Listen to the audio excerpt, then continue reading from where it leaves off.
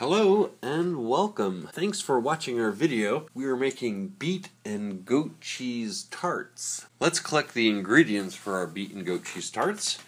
We will need 3 to 4 medium beets, any color will do, 8 tablespoons of olive oil, 4 tablespoons of red wine vinegar, 2 tablespoons of your favorite grainy mustard, 1 15 by 10 sheet of purchased puff pastry, all butter is best, 1/2 pound of your favorite goat cheese, salt and pepper, 1/2 pound of peppery greens, it's about 2 big handfuls, and some edible flowers for garnish.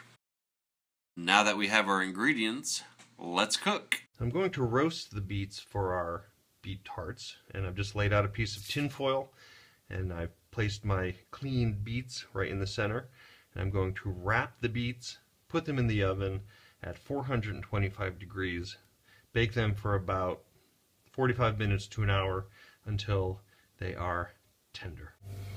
Well, the beets have come out of the oven, and they're nice and tender, and they're cool enough that I can handle them. And I'm just going to use a paring knife. I'm going to trim the ends and then peel them. You can use any kind of beet that you'd like for this recipe.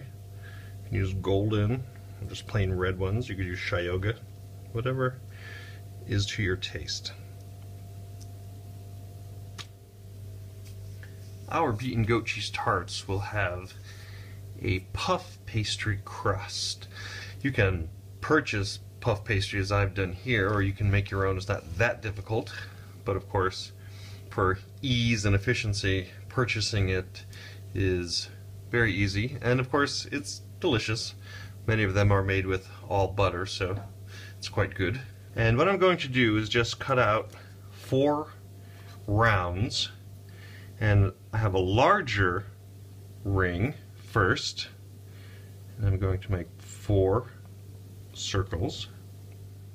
So I've cut my first ring, and now I have a smaller ring, and I'm just going to put it in the center, making sure I have an even spacing around it. And I'm going to just score this because I'm looking for a guide to where I should dock the dough, because I don't want the center of this piece of dough where my filling is going to be. I don't want that to rise. I want it to be flat so it holds my goat cheese and my beets. I'm just going to dock it, and by doing that, what the holes are going to do is let the steam that usually makes the puff pastry pus to be released, and there'll be a nice flat center and a nice ring around it like a little crust. I'll take these pieces of dough, put them on a sheet pan that's been gently sprayed with some non-stick spray, and I'll bake them in the oven 400 degrees for about 10 minutes. I've taken my puff pastry crusts out of the oven, and you can see, for all the effort I've made to dock the dough, the middle still rose up quite nicely. So it's quite okay. We can fix this quite easily. I have a sharp paring knife, and I'm just going to use that scoring line, and I'm going to trace it around with my knife and keep going around till it releases. And I'm just going to push it down. Still quite tasty, so there's nothing lost. And I'm just going to push it down and make my little tart crust. I'm going to use mustard vinaigrette for the beet tart and also the greens that will go with the beet tart. So I have 2 heaping tablespoons of grainy mustard. Use whatever kind you like. And to it I'm going to add 2 tablespoons of vinegar, and I'm going to just whisk this together quickly.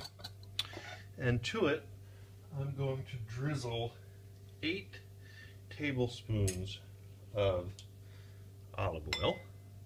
Just very slowly drizzle it in, and the mustard will emulsify it together. Dash of salt, nice dash of black pepper, whisk it a little more, and we're ready for our tart and our greens. The next step is to slice the beets for the tart. They've been peeled. I'm going to slice the beets in half, and then I'm going to slice them as thinly as I possibly can. That's going to help make a nice fan pattern on the tart later. So to finish the tarts, so we have our crust, we're going to take a teaspoon of our mustard vinaigrette. I'm just going to spread it on top of the crust. It's going to be some nice flavor. I have some goat cheese. I'm going to crumble that around. Then we're going to take our sliced beets and just lay them nicely right on top. The tarts will go back into the oven, 350 for about 15 minutes to melt the cheese, make the crust a little bit more brown. Then we'll drizzle a little bit of vinaigrette on top and serve it with some greens.